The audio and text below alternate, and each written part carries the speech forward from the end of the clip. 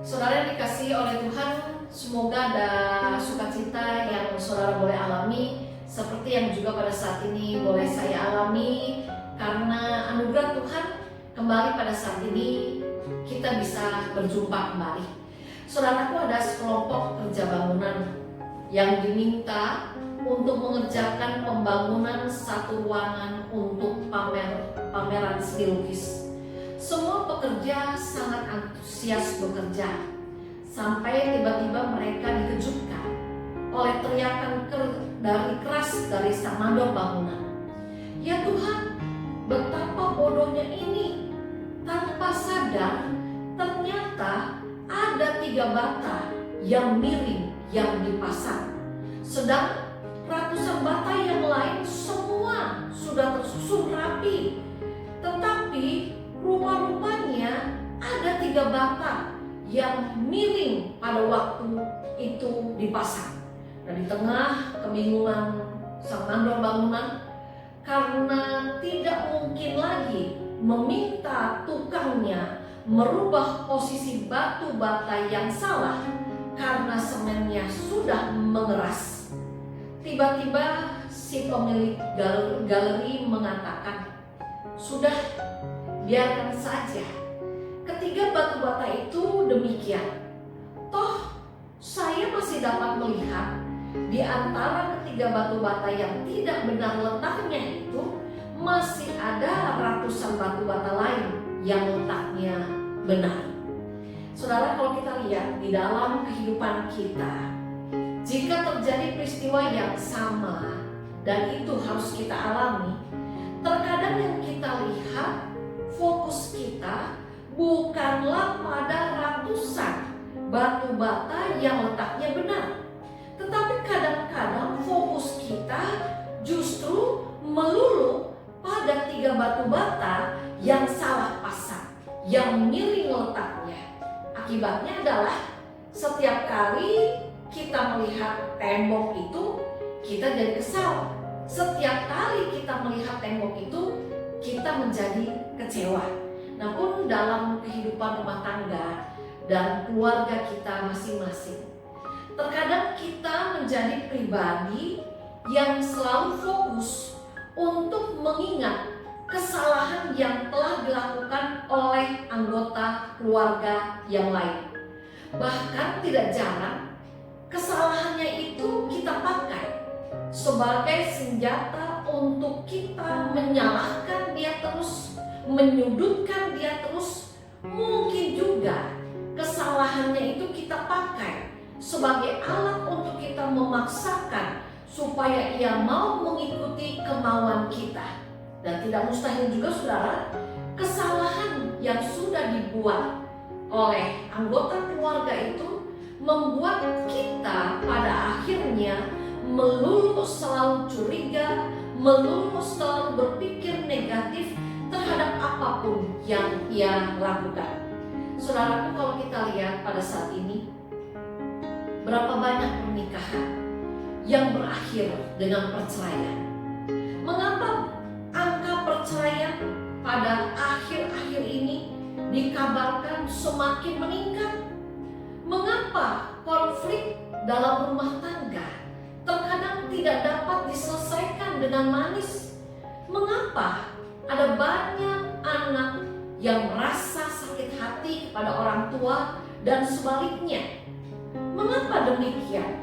Nah, itu disebabkan karena banyak orang yang melulu fokus selalu mengingat-ingat kesalahan, kelemahan yang pernah dilakukan baik oleh suami, istri, orang tua, mungkin anak kita.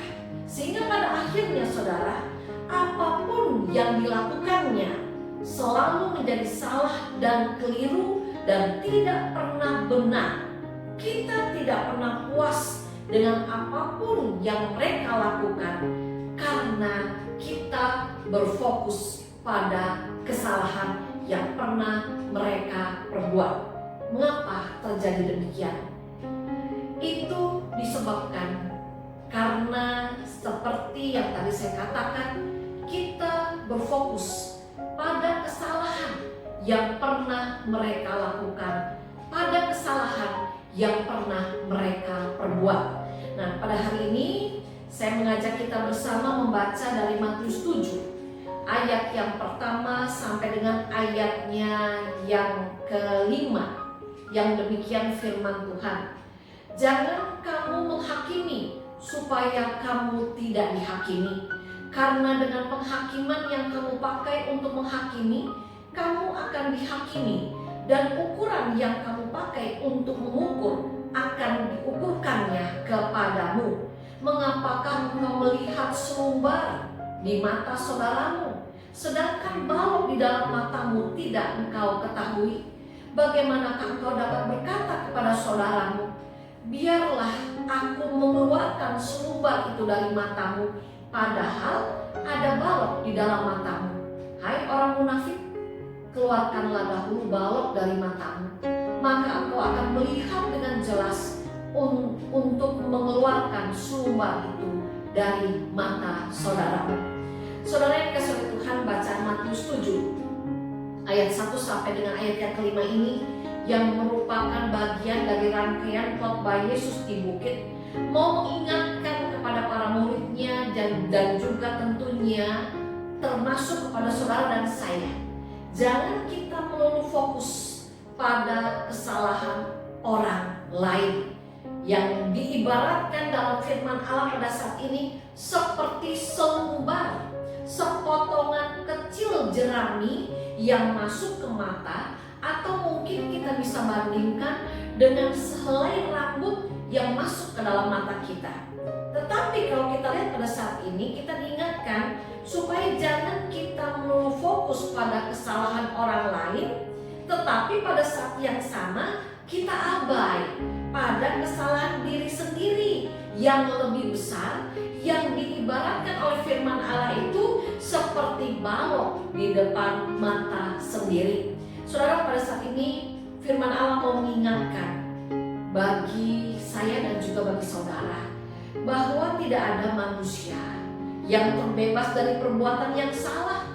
Ada yang mungkin salahnya sebesar selumbar, tetapi ada yang mungkin kesalahannya sebesar balok dan sebagainya. Tetapi yang pasti, semua orang pasti pernah melakukan kesalahan. Semua orang pasti punya kelemahan, karena kita memang bukanlah manusia yang sempurna yang akan terluput dari kesalahan dan kekeliruan selama kehidupan kita di tengah keluarga dan juga di tengah rumah tangga kita.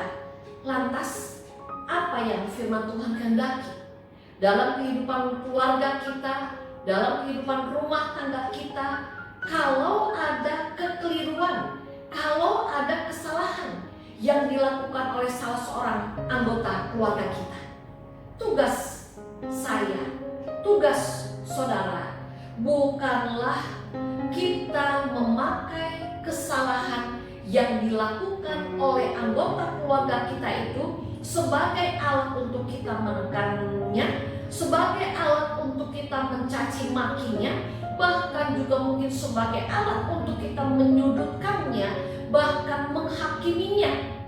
Tetapi pada saat ini yang diingatkan oleh kebenaran firman Allah bagi saudara dan saya adalah, jika ada salah satu anggota keluarga kita yang melakukan kesalahan, mari bantulah ia untuk dapat melihat, untuk dapat menyadari kesalahannya, dengan kita terlebih dahulu jangan menghakiminya terus, tetapi bantulah ia menyadari kesalahannya dengan kita memulai dari diri sendiri, menjadi contoh dalam hal melakukan hal-hal yang benar di hadapan Allah.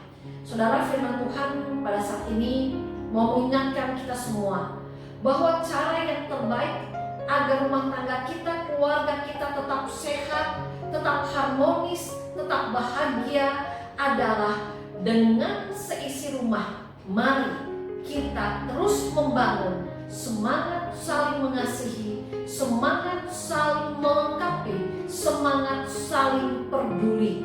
Sehingga dengan demikian, semogalah rumah tangga kita, keluarga kita dapat menjadi kebun anggur Tuhan yang berkenan kepadanya. Jangan biarkan saudara, karena kesalahan yang pernah dilakukan seorang anggota keluarga kita, itu menghancurkan, memecahkan, keharmoniskan rumah tangga dan keluarga kita.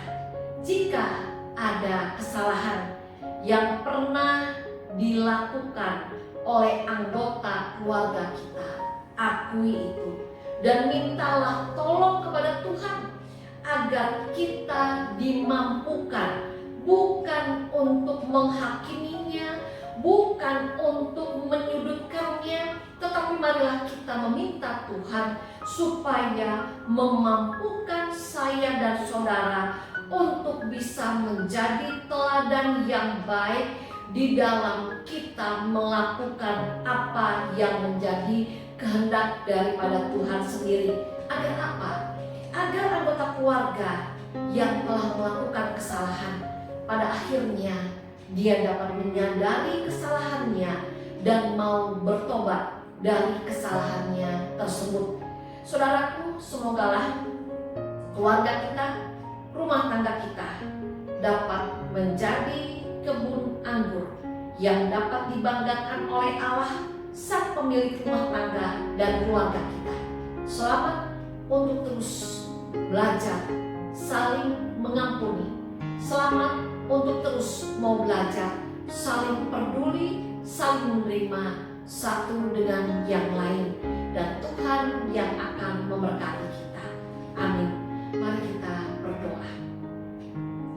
Bapa yang ada di surga, tolong kami Tuhan, agar kami bukan hanya pandai melihat selumbar yang ada di mata sesama anggota keluarga kami, tapi tolong kami supaya lebih pandai untuk dapat melihat kalau ada selumbar di depan, di dalam mata kami sendiri.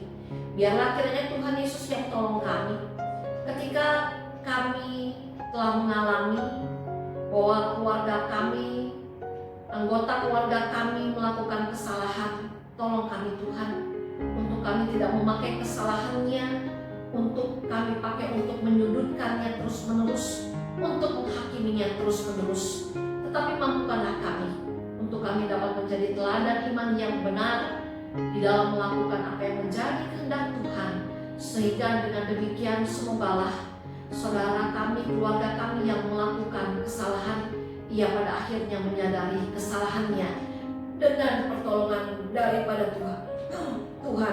Dengarkan Bapa doa kami ini, dan di dalam nama Tuhan Yesus kami berdoa. Amin.